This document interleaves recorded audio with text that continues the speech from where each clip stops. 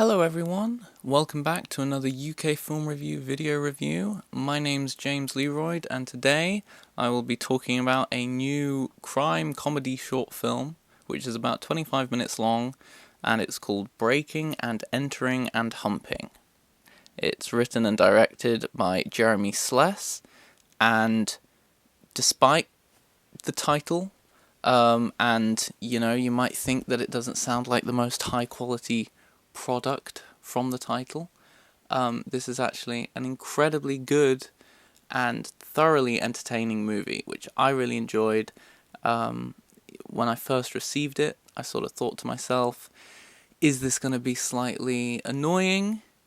But no, it is not annoying at all. It is actually an incredibly tightly constructed work of comedy and a very impressive piece of filmmaking.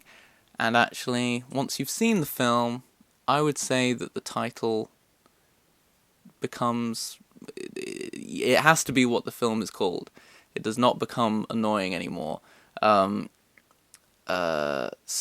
yeah, it's a pretty great film. And I mean that unironically. It tells the story of two burglars who break into a very nice looking house, but when they realize that the two occupants of the house have come home early, they have hidden away in the cupboard, and then these other two characters make their way to the bedroom and start having sex, and they're in the cupboard and they're trying to get out, and that's the setup, that's the premise. But listen, things are not what they may seem, what they may appear to be. Who is who in this scenario? I'm being very vague. I don't want to give it away. Whilst it is a comedy, it has so many twists and turns, many more than you'd expect necessarily from like an absurdist comedy. But this is a twisty movie, and every twist is really amusing, and just sort of structurally successful. I don't know how else to put it, but this is a very strong screenplay, and it all just works. As I mentioned in my review, and I don't mean this as a backhanded compliment, but the highlight of the film is the opening shot, no question, which is absolutely outstanding.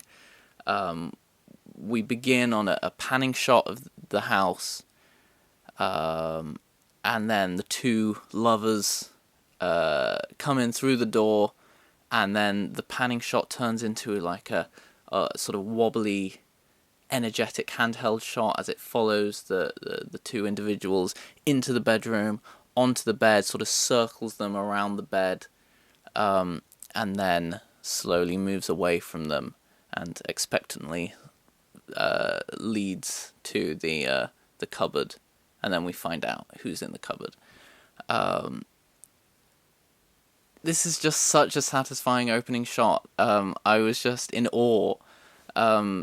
It's very Hitchcockian, and there's notes of De Palma in it for its lurid nature, but its geographical clarity and cinematic competence. So this is not just a silly movie.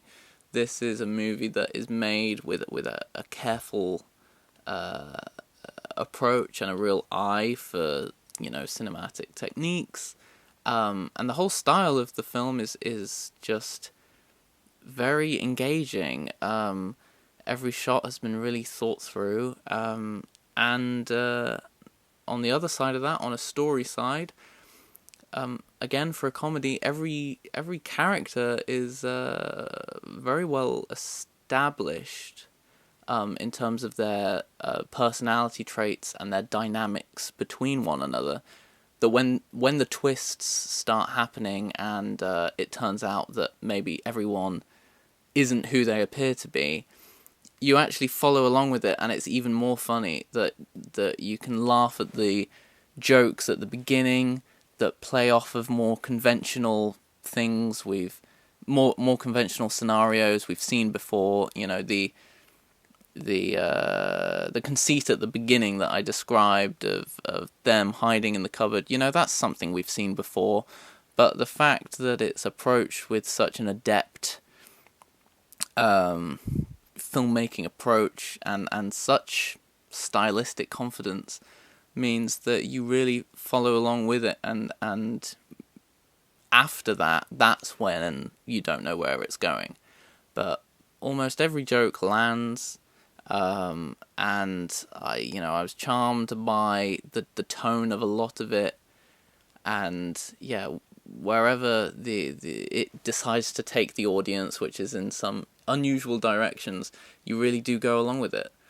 And sometimes when I'm reviewing these short films, I don't necessarily find that. Sometimes I find myself reaching and having to focus a little harder to give the movie the benefit of the doubt, or try and meet them in the middle and try and understand, okay, what were they trying to do in this scene, just to understand the intentionality of the filmmakers.